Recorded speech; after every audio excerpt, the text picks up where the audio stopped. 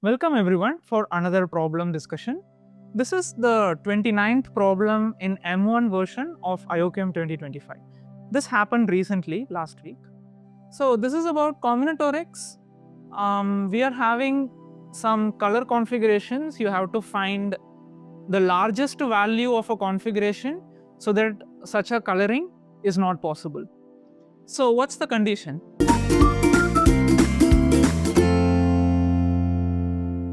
For example, you have some 6 coins or 6 vertices arranged in a regular polygon, and you can use at most 6 colors. I'm going to label the colors C1, C2, C3, C4, C5 and C6. You must have 5 consecutive vertices of different color. So for example, if I take these 5, 1, 2, 3, 4, 5, you must have different colors. So I'm denoting it by C1 to C5 for example. What will you color this vertex with? Well, you cannot now use C1, C2, C3, C4 or C5 because C2 is too close. Like it's just one vertex away from the question mark, the 6th vertex. Whereas C3 is just 3 vertex away from the 6th vertex. Similarly for C4, it's 2 vertex away, C5 is just adjacent. So you cannot use any of the 5 colors, so you must use 6 colors. And well, this configuration satisfies the condition, so it's called colorful. Now for what value of the number of vertices, you cannot have a colorful configuration. Given, you can use at most 6 colors. The largest value of n is not very easy, but I can give you a trivial example. Suppose you consider 7 vertices. So this is a regular polygon with 7 vertices. Suppose say the colors are C1, C2, C3, C4, C5 in the first 5 vertices without loss of generality. Now think about what colors you can give to these 2 vertices. Well, here you cannot color it with C5, C4, C3 or C2 because C2 is just 4 vertices away, 1, 2, 3, 4 vertices away. So you cannot have the same color because the color must be distinct for any 5 consecutive. So the consecutive 5 could be from C2 to that vertex. So we will discard that. You cannot color with C1 as well because if you go this way, it is just 2 vertex away. So therefore the only possibility is C6. By same argument, the only possibility for the 7th vertex is also C6. Hence you cannot obtain a colorful configuration for 7 vertices. Well, if it doesn't work for 7, it could also not work for higher vertices. Possibly for 8 it will not work. Okay, so there is a theorem derived from this idea called as the chicken nugget theorem. Also it is known as the Frobenius coin problem. It's quite interesting. I will label the colors C1 to C5 as just 5. I will denote the color C1 to C5 with number 5 and C1 to C6 with the number 6. If you have a number n, for example 11, if you have a number n, then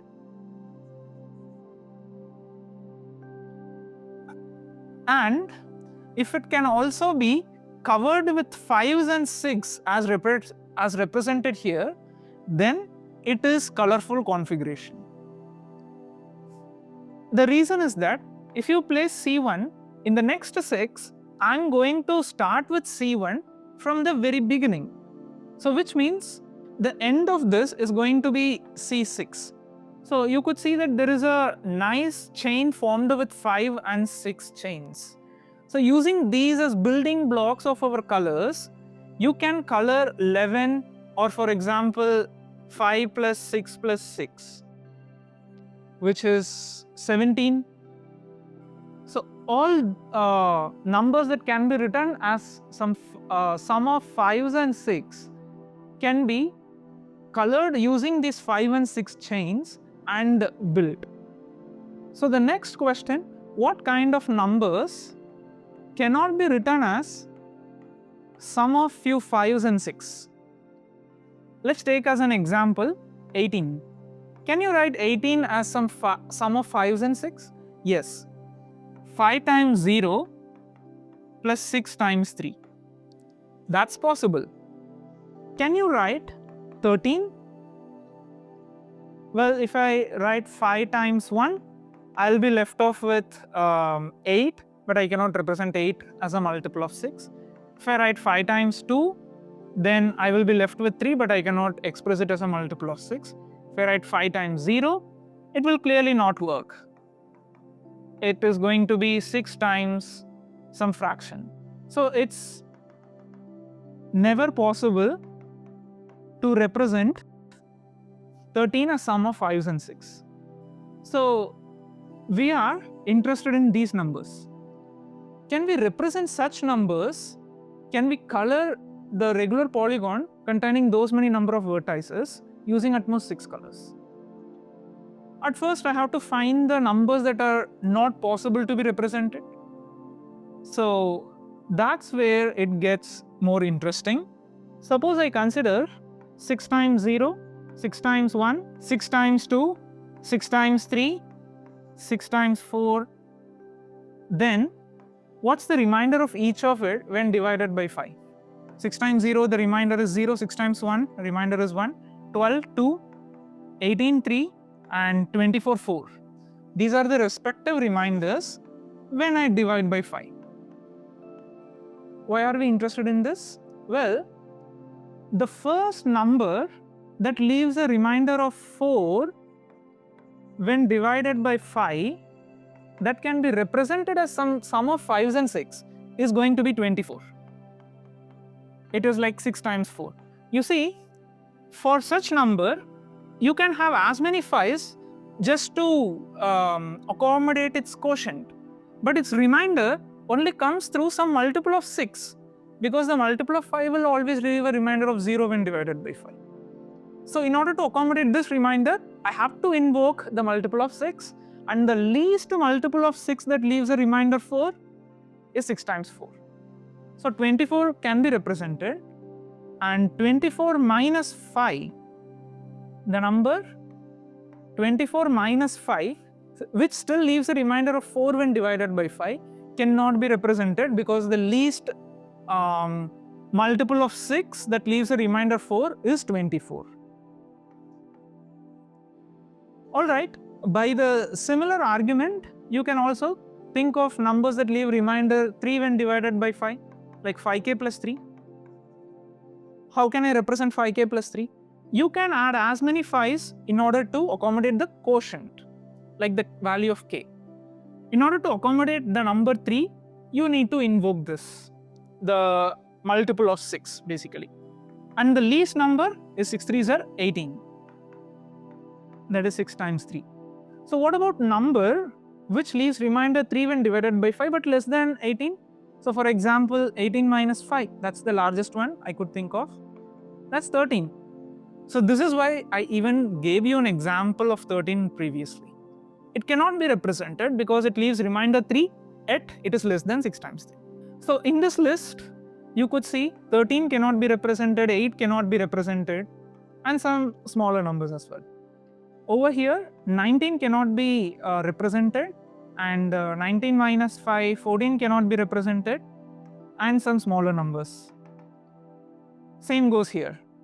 8 is the first number that leaves a remainder of 2, and 8 minus 5 is 3.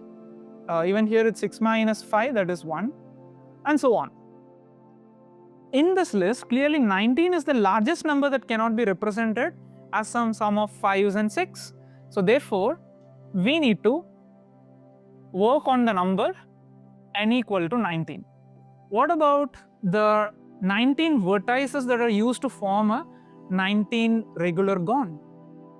Well, if you take 19 And clearly, all the numbers greater than 19 can be represented as sum of 5s and 6. For example, you take 21, this is just 5 times 3, 15 plus 6 times 1. So just an example. Basically, if you're given with any number, just write it as 5k plus r, and then this r is contributed by multiple of 6, like 6 times 4 or 6 times 3 or 6 times 2, 6 times 1, 6 times 0. You have all distinct reminders, and in order to accommodate the remaining value, you just have to add those many number of 5s. So for 19, you will have 19 vertices throughout, and you have 6 colors, C1, C2 till C6, right? But 19 is 6 times 3 plus 1. So therefore, I have to use one color at least 4 times. One color out of these 6 colors at least 4 times. Because if I use less than or equal to 3 times, then the total colors used will be 6 times 3 at most, which is 18. But we have 19 vertices. But the problem is that if I suppose assume C4 without loss of generality, used 4 times, and the total number of vertices is 19, it's 4, and there is remaining 15 vertices remaining. We know that you must accommodate at least 4 in each. There must be at least 4 because these two are of same color. You cannot have less than 4 number of vertices, as the consecutive 5 must be of different colors. So these two should not be in any consecutive 5. That's the idea. So the number of vertices in this gap should be greater than or equal to 4, greater than or equal to 4, and greater than or equal to 4, which means the total vertices will be 4 plus 4 plus 4 plus 4, 16, greater than or equal to 16, plus these 4, and in total it's greater than or equal to 20, but we have only 19 vertices. So this is a contradiction that we face. Hence, it's never possible to color 19 vertices such that any consecutive 5 are of different colors, because some gap in these will go less than 4, contradicting. Thus, we conclude that n equal to 19 is the largest. So the most important thing that you should get out of here is, if you're given with 2 numbers a and b whose GCD is 1,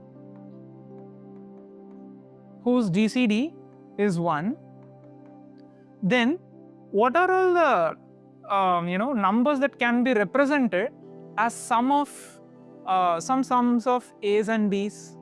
So here that means m and n are non-negative integers. So this will be m times n minus 1. This is going to leave some remainder, but the number that occurred before this cannot be represented as some sum of a's and b's. So this is what we call as the chicken nugget theorem or the Frobenius coin problem. If you have 2 coins, let's say 4 rupee coin, this is like an assumption, hypothetical scenario, and a 7 rupee coin. Can you exactly pay 13 rupees using this? Can you exactly pay 17 rupees using this?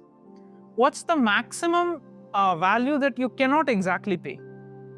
Well, that is like 7 times 3. So this leaves a remainder of 1 when divided by 4. And this is the smallest value with remainder 1 that can be represented as some sum of 4s and 7s, because it's of the form 4k plus 1. But the number that occurred just before this, leaving remainder 1, would be 7 times 3 minus 4, which is 17, cannot be represented. And so this says that 17 is the largest number. You cannot exactly pay.